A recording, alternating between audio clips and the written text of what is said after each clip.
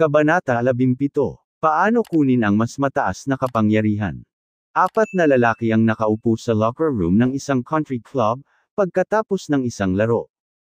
Usapan na tungkol sa mga score sa golf, na napunta sa talakayan ng mga personal na paghihirap at problema. Isang lalaki ang nalulungkot. Ang iba niyang mga kaibigan, na napagtanto ang kanyang malungkot na kalagayan ng pag-iisip, ay inayos ang larong ito upang mawala ang kanyang isip sa kanyang mahirap na sitwasyon. Umaasa sila na ang ilang oras sa golf course ay makapagbibigay sa kanya ng kaunting ginhawa. Ngayon, habang nakaupo sila pagkatapos ng laro, iba't ibang mga mungkahi ang inaalok sa kanya. Sa huli ay tumayo ang isa sa mga lalaki para lumapit. Alam niya ang tungkol sa mga paghihirap, dahil marami siyang naranasan tulad nito, ngunit nakahanap siya ng ilang mahahalagang sagot sa kanyang mga problema. Nag-aalinlangan siyang tumayo at lumapit, saka ipinatong ang kamay sa balikat ng kaibigan. "George," sabi niya, "huwag mong isipin na pinapangaralan kita dahil hindi ako ganon, pero may gusto akong imungkahi. Ito ang paraan kaya nalampasan ko ang mga paghihirap ko. Talagang gumagana kung susubukan mo ito. Bakit hindi mo kunin ang mas mataas na kapangyarihan na iyon?" Bahagya niyang tinapik ang likod ng kaibigan at umalis. Ang ibang mga lalaki ay nakaupo at pinag-iisipan ang ibig niyang sabihin. Sa wakas ang pinanghihinaan ng loob na lalaki ay dahan-daang nagsabi, "Alam ko kung ano ang ibig niyang sabihin at alam ko kung nasaan ang mas mataas na kapangyarihan. Sana lang ay alam ko kung paano makuha ito. Ito ang kailangan ko." Bueno, sa takdang panahon ay natuklasan niya kung paano gamitin ang mas mataas na kapangyarihan na iyon, at binago nito ang lahat para sa kanya. Ngayon siya ay isang malusog, masayang tao. Ang payo na ibinigay sa golf club ay talagang napakatalino. Maraming mga tao ngayon na hindi masaya at nalulungkot at hindi kilala ang kanilang sarili o kondisyon. At hindi nila kailangang maging ganoon. Talagang hindi nila ginagawa ang sikreto sa pagkuha ng mas mataas na kapangyarihan na iyon. At paano ito gamitin? Hayaan akong sabihin sa iyo ang tungkol sa isang personal na karanasan. Noong bata pa ako ay tinawag ako sa isang malaking simbahan, sa isang komunidad ng unibersidad, at marami sa aking kongregasyon, ay mga propesor sa unibersidad pati na rin ang mga nangungunang mamamayan ng lungsod. Nais kong bigyang katwiran ng kumpiyansa ng mga nagbigay sa akin, ng napakahusay na pagkakataon at naaayon at nagtrabaho ng husto. Bilang resulta, naranasan ko ang sobrang pagod. Lahat ay dapat magtrabaho ng mabuti, ngunit wala namang kabutihan sa sobrang pagpupersige, o sobrang serbisyo na nauuwi sa hindi pagiging epektibo sa trabaho. Parang pagtira sa golf, kung susubukan mong patayin ang bola, maaari mong masamang maisagawa ang pagtira. Magagawa mo rin ito sa iyong trabaho. Nagsimula akong mapagod at kinakabahan at wala akong pakiramdam ng normal na kapangyarihan.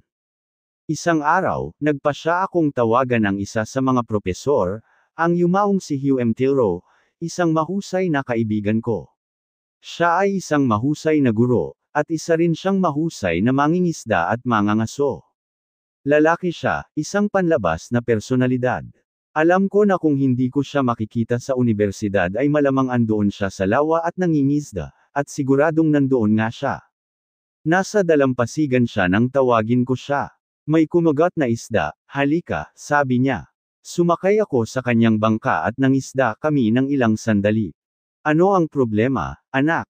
Pangunawa niyang tanong. Sinabi ko sa kanya kung gaano kahirap ang aking pagsusumikap, at kung paano ito nakakababa ng aking kumpiyansa.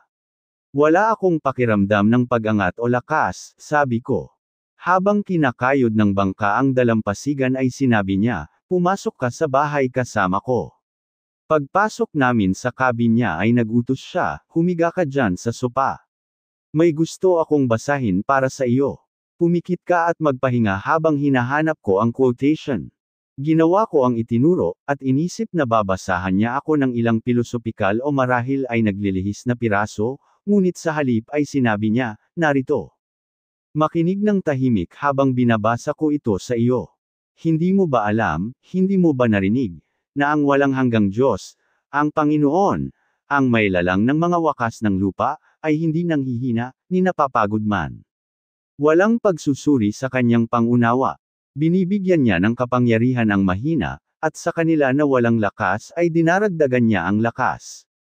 Maging ang mga kabataan ay manghihina at mapapagod, at ang mga binata ay tuluyang babagsak. Ngunit silang naghihintay sa Panginoon ay magbabago ng kanilang lakas. Isayas Kapitulo 40 versikulo 28 hanggang 31, sila'y sasampa na may mga pakpak na parang mga agila. Sila'y tatakbo, at hindi mapapagod, at sila'y lalakad, at hindi manghihina. Pagkatapos ay nagtanong siya, alam mo ba ang aking binasa?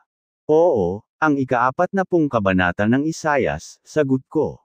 Natutuwa akong alam mo ang Biblia, komento niya. Bakit hindi mo ito sanayin ngayon magpahinga? Huminga ng 3 malalim, papasok at palabas ng dahan-dahan. Ugaliing ipahinga ang iyong sarili sa Diyos. Magsanay na umasa sa Kanya para sa Kanyang suporta at kapangyarihan. Maniwala ka na ibinibigay niya ito sa iyo ngayon at huwag mawala sa koneksyon sa lakas na iyon. Ibigay ang iyong sarili dito, hayaan itong dumuloy sa iyo. Ibigay mo ang lahat ng iyong trabaho. Siyempre, kailangan mong gawin yun. Ngunit gawin ito sa isang nakaka-relax at madaling paraan, tulad ng isang batter sa isang malaking liga na laro ng bola. Ini-swing niya ang baseball bat na parang madali, at hindi sinusubukang itumba ang bola sa parke. Ginagawa lang niya ang lahat ng kanyang makakaya, at naniniwala siya sa kanyang sarili dahil alam niyang mayroon siyang maraming reserbang kapangyarihan. Pagkatapos ay inulit niyang muli ang sipi. Silang na naghihintay sa Panginoon ay magbabago ng kanilang lakas. Matagal na iyon, ngunit hindi ko nakalimutan ang aral na iyon. Itinuro niya sa akin kung paano gamitin ang mas mataas na kapangyarihan na iyon, at maniwala ka sa akin, ang kanyang mga mungkahi ay gumagana. Patuloy kong sinusunod ang payo ng aking kaibigan, at hindi ito kailanman nabigo sa akin sa mahigit 20 taon na ang lumipas mula noon. Ang buhay ko ay puno ng aktibidad ngunit ang formula ng kapangyarihang iyon, ay nagbibigay sa akin ng lahat ng lakas na kailangan ko. Ang pangalawang paraan para makuha ang mas mataas na kapangyarihan na iyon ay ang matutong magkaroon ng positibo, optimistiko na saloobin sa bawat problema. Sa direktang proporsyon sa tindi ng pananampalataya na iyong naipon, ay tatanggap ka ng kapangyarihan upang matugunan ang iyong mga sitwasyon. Mateo Kapitulo 9 versikulo 29, ayon sa iyong pananampalataya ang mangyari sa iyo, isang pangunahing batas ng matagumpay na pamumuhay, isang mas mataas na kapangyarihan, at ang kapangyarihang iyon ay kayang gawin ng lahat para sa iyo. Gamitin ito at mararanasan ang malaking tulong na hatid nito. Bakit ka matatalo kung malaya kang gumamit ng mataas na kapangyarihan na iyon? Sabihin ang iyong problema, humingi ng isang tiyak na sagot. Maniwala na makukuha mo ang sagot na iyon. Maniwala ka na ngayon, sa tulong ng Diyos, nagkakaroon ka ng kapangyarihan sa iyong kahirapan. Lumapit sa akin ang isang lalaki at ang kanyang asawa na may problema.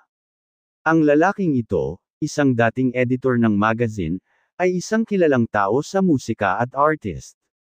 Nagustuhan siya ng lahat dahil sa kanyang pagiging mabait at palakaibigan. Ang kanyang asawa ay kilala din sa parehong mataas na pagkilala. Sila ay may mahinang kalusugan kaya't nagretiro sila, at tumira sila sa probinsya kung saan sila'y naninirahan ng tahimik. Sinabi sa akin ng lalaking ito na nakaranas siya ng 2 atake sa puso, ang isa ay malubha. Ang kanyang asawa ay patuloy na nanghihina, at siya ay labis na nag-aalala tungkol dito. Ang tanong na inilagay niya ay ito. Maaari ba akong makakuha ng ilang kapangyarihan na makakatulong sa amin, na mabawi ang ating sarili sa pisikal, at magbigay sa amin ng bagong pag-asa, tapang at lakas? Ang sitwasyon na inilarawan niya ay isang serye ng mga pagkasira ng loob at pagkatalo. Sa totoo lang, nadama ko na siya ay masyadong sophisticado para pahintulutan ang kanyang sarili na gamitin at gawin, ang simpleng pagtitiwala na kakailanganin kung ang pananampalataya ay magpapanumbalik sa kanya. Sinabi ko sa kanya na mas nag-aalinlangan ako, na mayroon siyang kapasidad na magsagawa ng sapat na paniniwala upang buksan ang mga mapagkukunan ng kapangyarihan ayon sa mga pamamaraan ng Kristyanismo. Ngunit tiniyak niya sa akin na siya ay masigasig at bukas ang isipan at susundin niya ang anumang tagubilin na ibibigay. Nakita ko ang kanyang katapatan at ang tunay na kalidad ng kanyang kaluluwa at nagkaroon ako ng malaking pagmamahal sa kanya mula noon. Binigyan ko siya ng simpleng reseta. Dapat niyang basahin ang bagong tipan at ang mga awit hanggang sa mabusog ang kanyang isip sa mga ito. Ibinigay ko sa kanya ang karaniwang mungkahi ng paggawa ng mga sipi sa memorya.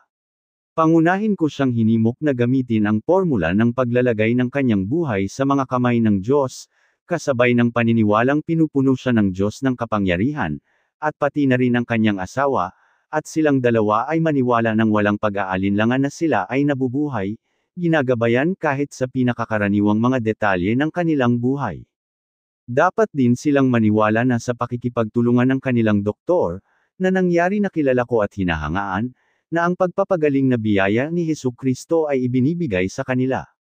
Iminungkahi ko na ilarawan nila ang nakapagpapagaling na kapangyarihan ng dakilang doktor na kumikilos na sa loob nila. Bihira akong makakita ng dalawang tao na naging mas maluwalhating parang bata sa kanilang pananampalataya at mas buo ang pagtitiwala. Naging masigasig sila tungkol sa Biblia at madalas na tumatawag sa akin tungkol sa ilang kahangahangang sipi na natagpuan nila. Binigyan nila ako ng bagong kaalaman sa mga katotohanan ng Biblia. Ito ay isang tunay na malikhaing proseso sa pakikipagtulungan sa lalaking ito at sa kanyang asawa. Ang susunod na tagsibol ay sinabi ni Helen, pangalan ng kanyang asawa. Hindi pa ako nakaranas ng mas kahangahangang tagsibol. Ang mga bulaklak sa taon na ito ang pinakamagagandang nakita ko, at napansin mo ba ang kalangitan na may mga pambihirang pagbuo ng ulap at ang mga pino na kulay? Sa bukang liwayway at paglubog ng araw.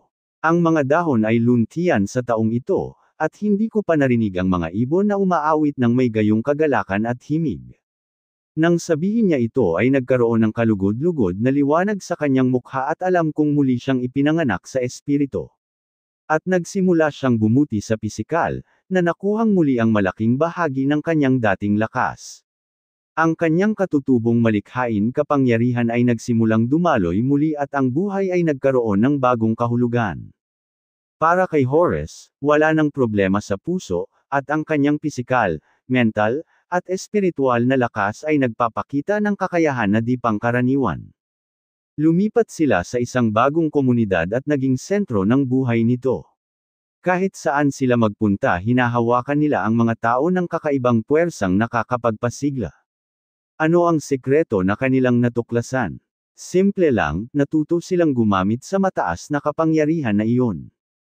Ang mas mataas na kapangyarihan na ito ay isa sa mga pinakakahangahangang katotohanan sa pag-iral ng tao.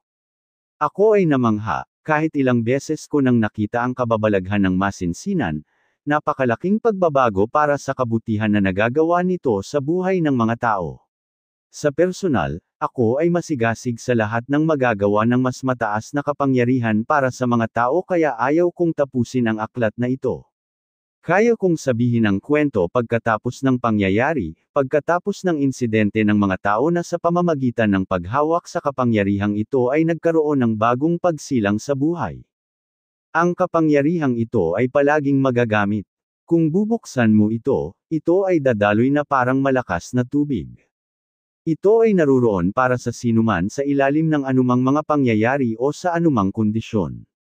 Ang napakalaking pag-agos ng kapangyarihan na ito ay napakalakas na sa kanyang paglusob ay itinutulak nito ang lahat sa harap nito, inaalis ang takot, puot, sakit, kahinaan, pagkatalo sa moral, ikinalat sila na parang hindi kanila nahawakan, pinapaginhawa at pinalalakas ang iyong buhay ng kalusugan, kaligayahan, at kabutihan. Sa loob ng maraming taon naging interesado ako sa problema ng alkohol at sa organisasyong kilala bilang Alcoholics Anonymous. Ang isa sa kanilang mga pangunahing prinsipyo, bago matulungan ang isang tao ay dapat niyang kilalanin na siya ay isang alcoholic, at ang kanyang sarili na wala siyang magagawa, na wala siyang kapangyarihan sa kanyang sarili, na siya ay natalo. Kapag tinanggap niya ang pananaw na ito siya ay nasa posisyon na tumanggap ng tulong mula sa ibang mga alkoholik at mula sa mas mataas na kapangyarihan, ang Diyos. Ang isa pang prinsipyo ay ang pagpayag na umasa sa mas mataas na kapangyarihan, kung saan siya kumukuha ng lakas na hindi niya mismo taglay. Ang paggawa ng kapangyarihang ito sa buhay ng mga tao ay ang pinaka-nakakaganyak at kapanapanabik na katotohanan sa mundong ito. Walang ibang pagpapakita ng kapangyarihan ng anumang uri ang katumbas nito. Ang pagtanggap ng materyalistikong kapangyarihan ay isang romantiko na kwento. Natutuklasan ng mga lalaki ang mga batas at formula at ginagamit ang kapangyarihan upang makagawa ng mga kahangahangang bagay. Ang espiritual na kapangyarihan ay sumusunod din sa mga batas. Ang karunungan sa mga batas na ito ay gumagawa ng mga kababalaghan sa isang lugar na mas komplikado kaysa sa anumang anyo ng mechanics, ibig sabihin, nature ng tao. Isang bagay na gawing tama ang isang makina. Ang gawing tama ang nature ng tao ay ibang bagay. Nangangailangan ito ng higit na kasanayan, ngunit maaari itong gawin. Umupo ako isang araw sa ilalim ng umuugong na mga puno ng palma sa Florida, na nakikinig sa kwento ng isang pagpapakita ng aktibidad ng mataas na kapangyarihan sa buhay ng isang lalaking muntik nang nakatakas sa trahedya. Sinabi niya sa akin na nagsimula siyang uminom sa edad na 16, bilang ito ang tinatawag na matalinong bagay na dapat gawin. Matapos ang 23 taon, simula bilang isang casual na umiinom, siya ay nagtapos ng daan, noong ika-24 ng Abril, 1947. Ang lumalagong puot at pait sa kanyang asawang tumalikod sa kanya at sa kanyang biyenan at hipag, ay nagbunga sa kanyang desisyon na patayin ang 3 babaeng ito. Isinalaysay ko ang kwento gaya ng sinabi niya sa akin, sa sarili niyang wika. Upang palakasin ang aking sarili para sa madugong gawaing ito, ay pumasok ako sa isang bar. Ang mas maraming alak na inumin ay magbibigay sa akin ng lakas ng loob na gawin ang pagpatay sa 3. Pagpasok ko sa bar ay nakita ko ang isang binata na nagngangalang Carl na umiinom ng kape. Kahit na kinamumuhian ko si Carl mula pagkabata, ako ay lubos na namangha nang mapansin ang kanyang malinis na anyo, at ako rin ay namangha nang makita siyang umiinom ng kape sa isang bar, kung saan siya ay naglalaan ng $400 sa isang buwan para uminom ng mag-isa. Gayun din, ako ay naguguluhan sa tila isang kakaibang liwanag sa kanyang mukha. Dahil nabighani ako sa kanyang hitsura, nilapitan ko si Carl at tinanong, "Ano ang nangyari sa iyo at umiinom ka ng kape?" "Hindi na ako umiinom ng alak ng 1 taon," sagot ni Carl. Ako ay lubos na namangha, dahil si Carl at ako ay nakaranas ng maraming inuman na magkasama. Isang kakaibang pangyayari sa kaganapang ito na kahit kinamumuhian ko si Carl, may kakaibang damdamin akong naramdaman. Hindi ko maiwasang makinig nang magtanong siya, "Ed, gusto mo bang tumigil na sa pag-inom?" "Oo, 1,000 beses na akong huminto," sagot ko. Ngumiti si Carl at sinabing, "Kung gusto mo talagang gumawa ng isang bagay tungkol sa iyong problema, magpakatino ka at dumalo sa isang pulong sa Presbyterian Church sa 9:00 sa Sabado. Ito ay isang pulong ng Alcoholics Anonymous." Sinabi ko sa kanya na wala akong interes sa relihiyon, ngunit baka pumunta ako. Hindi ako napahanga, ngunit hindi ko pa rin maalis sa isip ko ang liwanag na iyon sa mga mata niya. Hindi ipinilit ni Carl na dumalo ako sa pulong, ngunit inulit niya na kung gusto kong gumawa ng isang bagay para sa sarili ko, siya at ang kanyang mga kasamahan ay may sagot sa aking problema. Pagkatapos sabihin ang pahayag na iyon ay umalis si Carl at ako ay tumayo sa bar upang umorder ng inumin, ngunit kahit papaano ay nawalan ito ng apela. Kaya, sa halip, umuwi ako, ang tanging tahanan na natitira ko, ang tahanan ng aking ina. Maaari ko bang ipaliwanag na 17 taon na akong kasal sa isang napakabuting babae, ngunit dahil sa pagiging walang tiyaga na tao, ay nawalan sila ng tiwala sa akin dahil sa aking pag-inom, at sa huli ay nagpasya siya na makipag-divorce, kaya hindi lamang ang aking trabaho, pati na lahat ng aking material na ari-arian, ang aking tahanan ay tuluyang nawala. Pagdating sa bahay ng aking ina, nakipagbuno ako sa isang bote hanggang 6 a.m., ngunit hindi pa rin ako makainom. Naiisip ko pa rin ang hitsura ni Carl. Kaya noong Sabado ng umaga pumunta ako kay Carl at tinanong ko siya kung ano ang maaari kong gawin upang maiwasan ang pag-inom hanggang 9:00 ng gabing iyon, kung kailan gaganapin ang pulong. Sinabi ni Carl, sa tuwing pupunta ka sa isang bar o whiskey sign o beer garden, magdasal lang ng isang maliit na panalangin, pakiusap, Panginoon alisin mo ako sa lugar na ito, at pagkatapos ay idinagdag niya, tumakbo na parang impyerno. Iyon ay pakikipagtulungan sa Diyos. Direnggin niya ang iyong panalangin at ang pagtakbo ay magiging bahagi mo. Ginawa ko ang eksaktong sinabi ni Carl sa akin.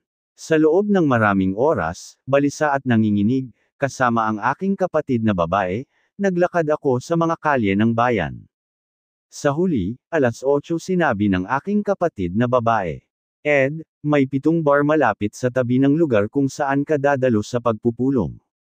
Mag-isa kang pumunta, at kung hindi ka makakarating at uuwi na lasing, mamahalin ka pa rin namin at umaasa sa ikabubuti, ngunit kahit papaano ay nararamdaman ko na ang pagpupulong na ito ay magiging iba kaysa sa anumang dinaluhan mo noon.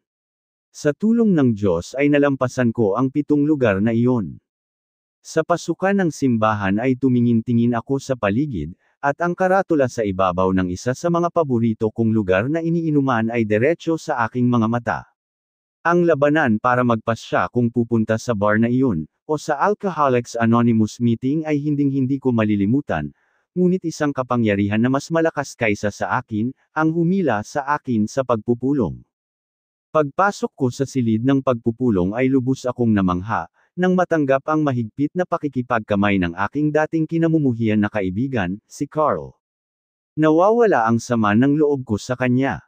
Nagsimula ang isang ikot ng pagpapakilala sa maraming tao na iba't ibang larangan sa buhay, mga doktor, abogado, bricklayer, mga millwright, mga minero ng carbon, mga construction worker, mga plasterer, mga manggagawa, lahat ng uri ay naroon. Nakipag-inuman ako kasama ng ilan sa mga lalaking ito sa nakalipas na 10 hanggang 25 taon, at narito silang lahat na maayos noong Sabado ng gabi, at sa itaas lahat, masaya sila. Ang nangyari sa meeting na iyon ay medyo malabo. Ang alam ko lang ay nagkaroon ng muling pagsilang. Iba ang naramdaman ko deep inside. Masaya akong umalis sa silid ng pagpupulong sa hating gabi, umuwi ako na may maluwalhating pakiramdam na nakakataas ng hangin, at natulog ng payapa sa unang pagkakataon sa loob ng mahigit 5 taon. Pagkagising ko kinaumagahan, naaalala ko ang isang bagay na malinaw na nagsasabi sa akin, mayroong isang kapangyarihang mas dakila kaysa sa iyong sarili. Kung ibibigay mo ang iyong kalooban at ang iyong buhay sa pangangalaga ng Diyos habang nauunawaan mo siya, bibigyan ka niya ng lakas. Linggo ng umaga noon, at nagpasya akong magsimba. Dumalo ako sa isang serbisyo kung saan ang mangangaral ay isang lalaking kinasusuklaman ko mula pagkabata. Nais ng may akda na magkomento sa puntong ito kung paano hindi may iwasang ang pagkapuot ay nauugnay sa emosyonal at espiritual na karamdaman. Kapag ang isip ay nawalan ng puot, isang mahabang hakbang ang ginawa tungo sa pagbawi. Ang pag-ibig ay isang napakalaking puwersang nakapagpapagaling. Ang mangangaral na ito ay isa sa mga ministrong Presbyterian, na tahimik at naka-tailcoat. Wala akong pake sa kanya, pero kasalanan ko yun. Okay lang talaga siya. Umupo ako ng kinakabahan sa pamamagitan ng pagkanta at pagkuha ng koleksyon. Pagkatapos ay binasa ng mangangaral ang kanyang banal na kasulatan, at ang kanyang sermon ay batay sa temang, huwag maliitin ang karanasan ng sinuman, na mayroon siya nito. Hindi ko makakalimutan ang sermon na iyon habang ako ay nabubuhay. Nagturo ito sa akin ng isang mahalagang aral, na huwag maliitin ang isang karanasan dahil may nakaranas nito, dahil alam niya at ng Diyos ang lalim at katapatan ng karanasang iyon. Nang maglaon ay minahal ko ang ministrong ito bilang isa sa pinakadakila, pinakamatapat na tao na nakilala ko. Kung saan nagsimula ang aking bagong buhay ay isang bagay na mahirap tukuyin. Kung noong nakilala ko si Carl sa bar, o nakikipagbuno sa mga inuman, o sa Alcoholics Anonymous meeting, o sa simbahan, hindi ko alam. Ngunit ako, na naging isang walang pag-asa na alcoholic sa loob ng 25 taon, ay biglang naging matino.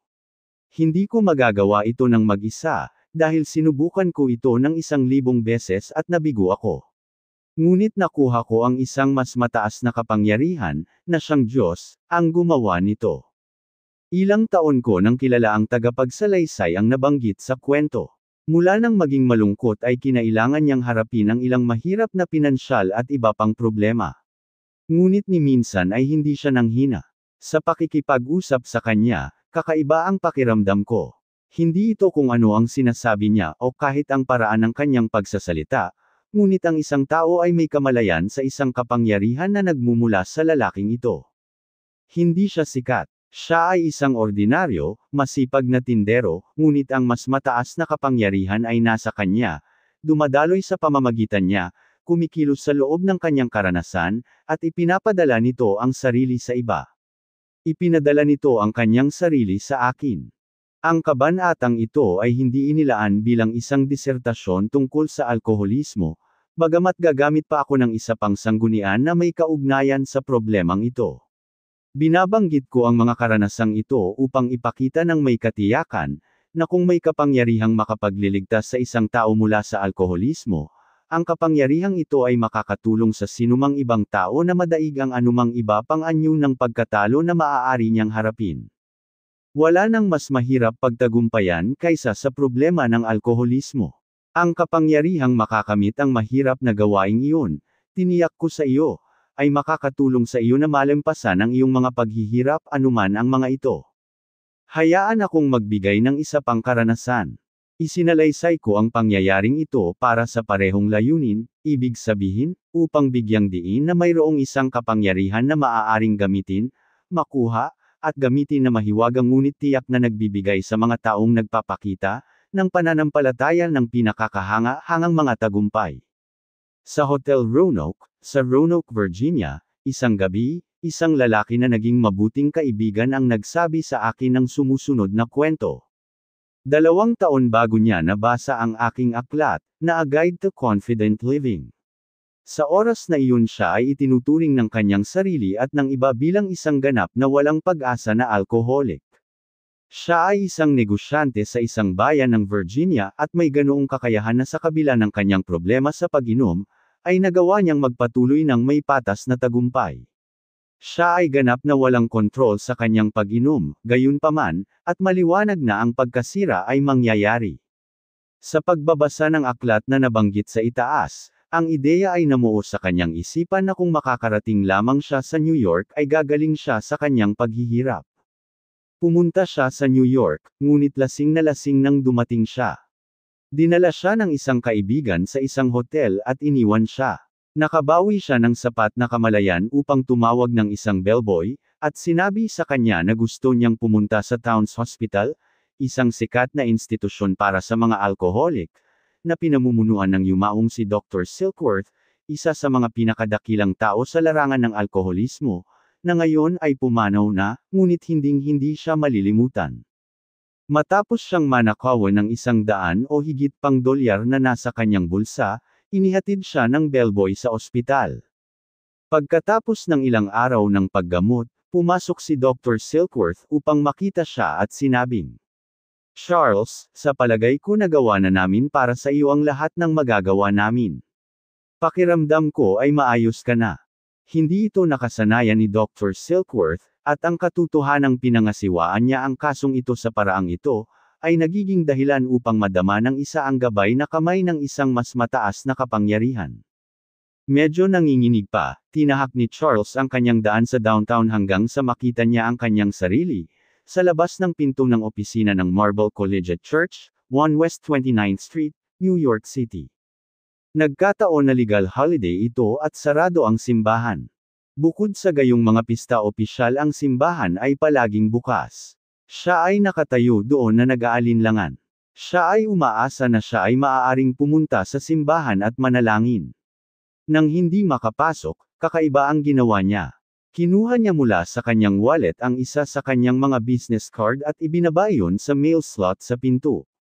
Nang sandaling ginawa niya iyon, isang napakalaking alon ng kapayapaan ang sumalubong sa kanya. Siya ay nagkaroon ng isang kamangha-manghang pakiramdam ng pagpapalaya.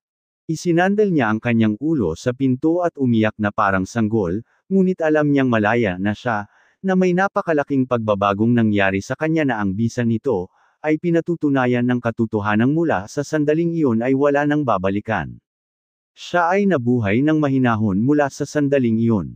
Mayroong ilang mga tampok tungkol sa pangyayaring ito na minarkahan ito bilang kahanga-hanga. Para sa isa, si Dr. Silkworth ay tila pinalaya siya mula sa ospital sa tamang psikolohikal, espiritual, at sasabihin nating supernatural na sandali, na nagpapahiwatig na ang doktor mismo ang instrumento ng banal na patnubay. Nang sabihin sa akin ni Charles ang kwentong ito sa Hotel Roanoke, 2 taon matapos itong mangyari, naramdaman kong ikinwento niya ito na narinig ko na ito noon ng tumpak na detalye. Ngunit hindi niya sinabi sa akin ang kwentong ito. Sa totoo lang, hindi ko pa siya nakakausap dati. Naisip ko na marahil ay isinulat niya ang kwento sa akin at nabasa ko ito, ngunit sinabi niya na hindi niya ako sinulatan kailanman. Pagkatapos ay tinanong ko siya kung sinabi niya ang kwento sa isa sa aking mga sekretarya, kasamahan, o sinumang tao na maaaring magulat nito sa akin, ngunit sinabi niya na hindi niya sinabi ang kwento sa sinumang individual maliban sa kanyang asawa at sa akin. Tila ang insidenteng ito ay naililipat sa aking subconscious sa oras na nangyari ito sa ngayon ay naalala ko ito. Bakit niya ibinaba ang card sa slot ng mail? Marahil siya ay simbolikong nag-uulat sa kanyang espiritual na tahanan, nag-uulat sa Diyos. Ito ay isang dramatiko at simbolikong paghihiwalay ng kanyang sarili mula sa kanyang pagkatalo, at ang paglipat sa isang mas mataas na kapangyarihan na agad na nag-alis sa kanyang sarili at nagpagaling sa kanya. Ang insidente ay nagpapahiwatig na kung mayroong malalim na pagnanais, tindi ng pananabik, at isang taos-puso na pag-abot pagkatapos ang kapangyarihan na ito ay ibibigay. Sa kabanata na ito, mayroon akong mga kaugnay na kwento ng tagumpay mula sa karanasan ng tao bawat isa, sa sarili nitong paraan na nagpapahiwatig ng patuloy na presensya, at pagkakaroon ng isang kapangyarihang nagpapabago ng buhay, lubos na naninirahan sa ating sarili. Maaaring hindi alkoholismo ang iyong problema, ngunit ang paraan na maaaring pagalingin ng mas mataas na kapangyarihan ang isang tao, sa pinakamahirap na karamdamang ito ay nagbibigay diin sa napakalaking katotohanan na nauugnay sa kabanatang ito, at sa buong aklat na walang problema, kahirapan, o pagkatalo na hindi mo makakaya. Lutisin o pagtagumpayan sa pamamagitan ng pananampalataya, positibong pag-iisip, at panalangin sa Diyos. Ang mga pamamaraan ay simple at magagawa. At tutulungan ka ng Diyos palagi, kung paanong natulungan ang sumulat ng sumusunod na liham. Mahal na Dr. Phil, kapag naiisip namin ang lahat ng magagandang bagay na nangyari sa amin mula noong una kaming nakilala, at nagsimulang pumunta sa Marble Church, tila isang himala. Kapag naisip mo na 6 na taon na ang nakalipas nitong buwan na ito, wala akong pera, sa totoo lang, libu-libong dolyar ang utang ko, buong katawan ay hirap na, at halos walang kaibigan sa mundong ito dahil sa aking labis na pag-inom, makikita mo kung bakit kailangan nating kurutin ang ating mga sarili paminsan-minsan, upang mapagtanto na ang ating kabutihan, hindi lang pangarap ang kapalaran. Tulad ng alam mo, hindi lang alak ang problema ko, 6 na taon na ang nakakaraan. Sinasabi na isa ako sa mga pinakanegatibong tao na nakita mo. Iyan ay kalahating katotohanan lamang. Sapagkat puno ako ng reklamo, lahat ng uri ng inis, at isa ako sa mga pinakamapanghusga, hindi mapagtimpi, at mayabang na tao. Ngayon, huwag mong isipin na nalampasan ko na ang lahat ng ito. Hindi pa. Isa akong tao na kailangang gawin ang trabaho araw-araw sa sarili ko. Ngunit paunti-unti, sa pagsusumikap na sundan ang iyong mga turo, natututunan ko ng kontrolin ang aking sarili at maging mas kaaya-aya sa aking kapwa. At para akong nakalaya sa bilangguan.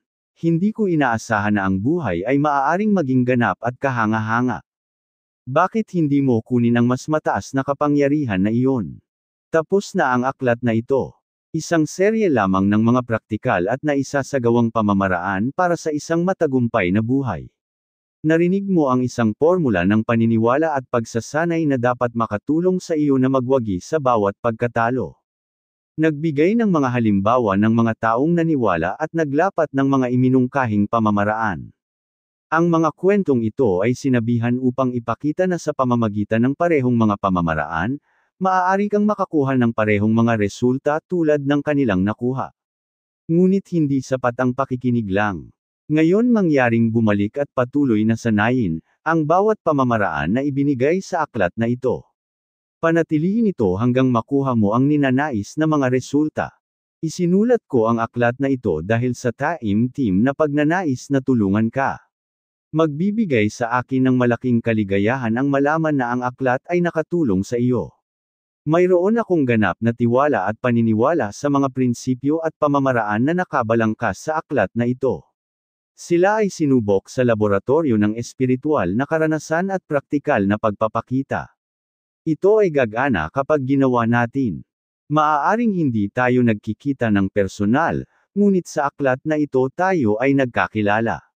Magkaibigan tayo sa espiritual. Ipagdarasal kita. Tutulungan ka ng Diyos, kaya maniwala at mamuhay ng matagumpay. Norman Vincent Peale. Marami pong salamat sa inyong pakikinig. Kung nagustuhan nyo, maaari po lamang na pindutin ang like at subscribe button at ang notification bell upang lagi kayong updated